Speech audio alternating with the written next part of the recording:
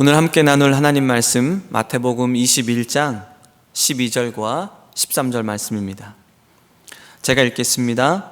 예수께서 성전에 들어가사 성전 안에서 매매하는 모든 사람들을 내쫓으시며 돈 바꾸는 사람들의 상과 비둘기 파는 사람들의 의자를 둘러 부시고 그들에게 이르시되 기록된 바 내 집은 기도하는 집이라 일컬음을 받으리라 하였거늘 너희는 강도의 소굴을 만드는도다 하시니라.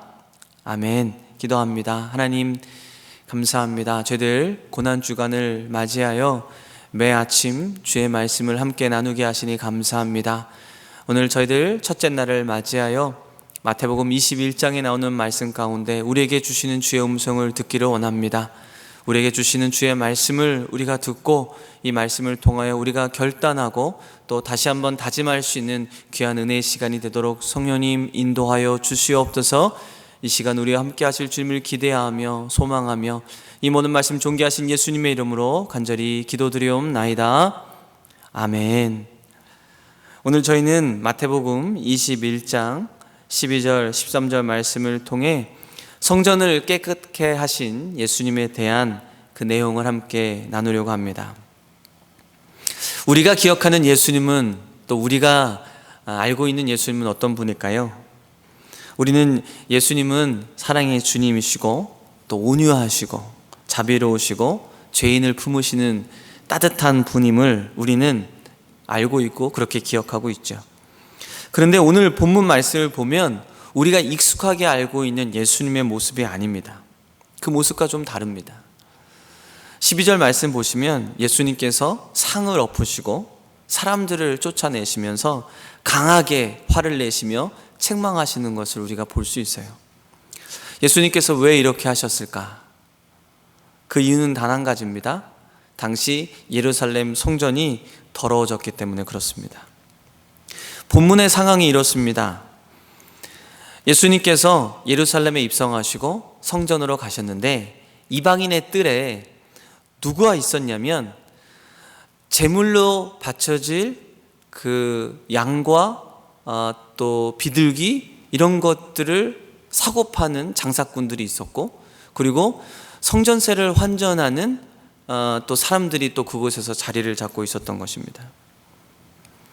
그런데 그러한 부정한 행위를 하고 있는 상황 가운데 종교 지도자들은 그것을 묵인하고 있었습니다. 왜 그랬을까요? 종교 지도자들이 이 일로 통하여 이익을 얻고 있기 때문에 그렇습니다. 결국 종교가 돈과 이익의 수단이 되어버린 것이죠. 성전이 어떤 곳입니까? 하나님께 나아가야 할 자리, 하나님께 온전히 예배하며 하나님과 기도로 소통해야 될 그 자리가 온갖 사람들의 소음과 장사로 가득 채워져 버렸던 것입니다. 그래서 예수님께서 그 자리에서 선언하신 거예요. 이사야 선지자와 예레미야 선지자의 말씀을 인용하여 내 집은 기도하는 집이다. 그런데 너희가 이곳을 강도의 소굴로 만들었다라고 선포하십니다. 이것은 단순한 불편함을 이야기하는 것이 아닙니다. 당시 영적 타락에 대한 강한 심판의 메시지를 예수님께서 말씀하고 있는 것입니다. 그런데요, 이 사건은 단순히 과거의 이야기가 아닙니다. 오늘 우리에게 주시는 말씀입니다. 지금 이 시대를 살고 있는 우리에게 성전은 어디입니까? 고린도 전서 3장 16절 말씀 보면 말씀이 이렇게 기록되어 있어요. 너희는 너희가 하나님의 성전인 것과 하나님의 성령이 너희 안에 거하시는 것을 알지 못하느냐. 이 말씀을 가지고 우리가 본다면 지금 이 시대의 성전은 우리의 마음, 우리의 중심이 하나님의 영이 거하시는 성전인 것이죠. 우리의 성전, 우리의 마음을 뒤돌아보면 혹시 당시 예수님 시대에 예루살렘 성전이 온갖 부정한 것들로 장사꾼들로 가득 찼던 것처럼 우리의 중심, 우리의 마음은 그때와 다르지 않는 시장통은 아닌지 한번 우리 자신들을 살펴보기 원합니다. 성전 안에서 장사하던 사람들처럼 우리 마음에도 하나님보다 앞서는 것들이 혹시 더 가득 차 있진 않은지, 세상의 성공과 세상적인 돈과 세상의 인정과 또 자기 중심적인 욕심이 혹시 우리 안에 가득 차 있진 않은지, 겉으로는 신앙생활을 잘하는 것처럼 보이지만 우리의 마음, 우리의 속은 하나님이 아니라 세상의 다른 것들로 채워져 있지 않는지 우리 자신들을 살펴보고 뒤돌아보기로 합니다. 만약에 우리의 마음이 세상의 것들로 가득 차 있다면 우리의 마음의 성전이 시장이 된 것입니다. 여러분, 그런데 예수님은 그러한 변질되어 있는 온갖 부정한 것들로 채워져 있는 그 마음을 그냥 두지 않으십니다. 예수님께서 당시 예루살렘 성전을 보고 그냥 지나치지 않으신 것처럼 우리의 더러져 있는 우리의 마음, 우리의 성전을 그냥 보고 지나치지 않으십니다. 들어오셔서 분명히 뒤엎으실 것입니다. 왜일까요? 하나님은 더러운 성전에 머물지 않으시기 때문에 그렇습니다. 만약에 우리 안에 더러운 것들로 채워져 있다면, 온갖 죄악된 걸로 채워져 있다면 주님은 우리의 마음에 오셔서 우리의 마음에 있는 죄악된 것들을 뒤엎으실 것입니다. 교만을 뒤엎고 욕심을 뒤엎고 하나님보다 앞선 것들을 뒤엎으실 것입니다. 여러분, 성전의 본질은 무엇입니까? 기도입니다. 예수님께서 분명히 말씀하셨잖아요. 내 집은 기도하는 집이다. 여러분, 기도는 무엇일까요? 하나님과의 온전한 관계, 하나님 중심의 삶, 하나님을 향한 마음을 고백하는 것이겠죠. 즉, 성전의 핵심은요, 하나님과 살아있는 관계인 줄 믿습니다. 우리는 오늘 이 말씀 앞에서 우리에게 질문해야 됩니다. 내 마음의 상태는 어떠한가? 내 마음의 상태, 내 성전의 모습은 어떠한가? 기도의 집인가? 아니면 장사하는 시장인가? 만약에 내 마음속에 하나님보다 더 중요한 것들이 있다면 이미 내 마음의 성전은 더럽혀져 있는 것입니다. 여러분, 하지만 우리에겐 소망이 있습니다. 왜냐하면 예수님께서 우리 안에 들어오시면 다시 우리를 깨끗게 하실 수 있습니다. 그렇기 때문에 우리가 해야 되는 것은 한 가지입니다.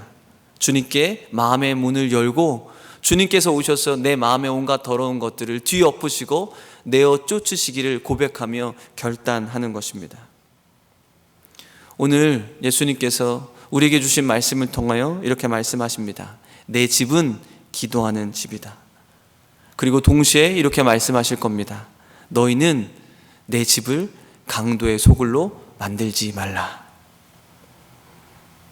고난주간 첫 번째 날을 맞이해서 우리의 마음을 뒤돌아보면서 혹시 주님보다도 더 중요하게 여기는 세상 것들이 있다면 그것들을 주님께서 주님의 이름으로 내어 쫓으시기를 고백하고 결단하십시오. 그리고 우리의 중심이 하나님과 온전한 관계를 누릴 수 있는 기도의 장소, 기도의 집이 되기를 고백하십시오.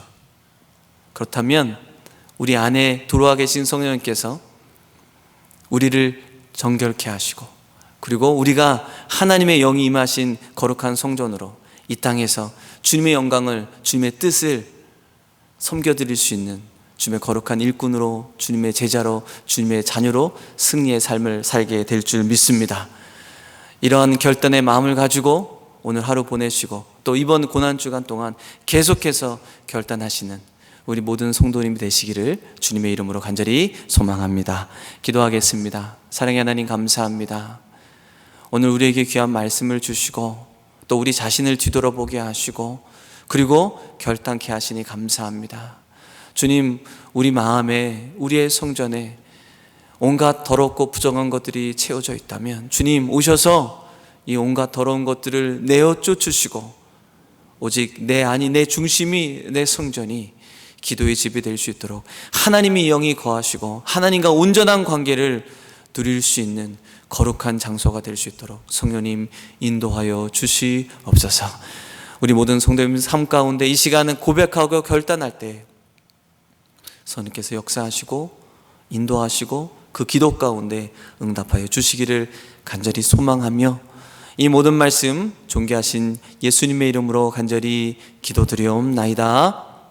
아멘.